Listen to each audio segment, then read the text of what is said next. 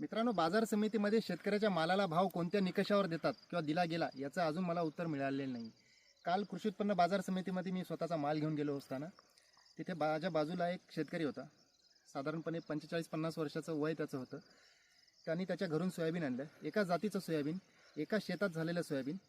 पण इथे मार्केटमध्ये आल्यावर त्यांनी 2 विभागण्या केल्या. 22-23 क्विंटल सोयाबीन होतं, 20-22 क्विंटल सोयाबीन होतं. त्याचं 2 विभागण्या केल्या. कशासाठी? तर 50-100 रुपये एका गंजाला भाव जास्त मिळावा यासाठी. 50-100 रुपयाची आशा करणं स्वतःच्या मालाची काही चुकीचं नाही. त्याच आशेखातीर त्याने 2 वेगवेगळे गंज टाकले. ज्यावेळेस लिलाव चालू झाला त्यावेळेस व्यापारी आले, लिलाव केला तर 700 रुपयाच्या फरकाने ते सोयाबीन घेतलं.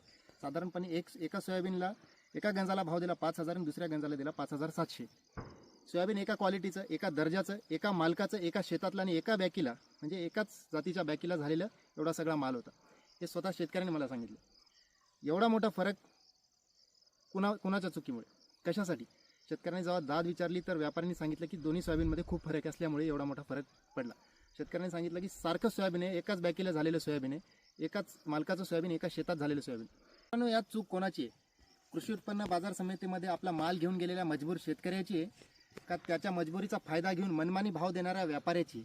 मित्रांनो, साधा दुकानदाराला आपल्या मालाला आपला माल काय भावात विकायचा याचा अधिकार असतो, पण स्वतः प्रोडक्शन केलेल्या शेतकऱ्याला स्वतःचा माल कमीत जास्त किमतीमध्ये विकण्याचा पण अधिकार नाही. हे किती दुर्भाग्य आहे.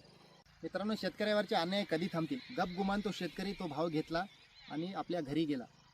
मित्रांनो, हे अन्याय थांबले पाहिजे, कारण की खूप कष्ट लागतात माल पिकवण्यासाठी आणि तेवढेच कष्ट लागतात माल विकण्यासाठी पण विकत घेणाऱ्यांना याची जाणीव करून द्यावी लागेल. शेतकऱ्यांनी एकजूट राहणे गरजेचं आहे. जय जवान, जय किसान.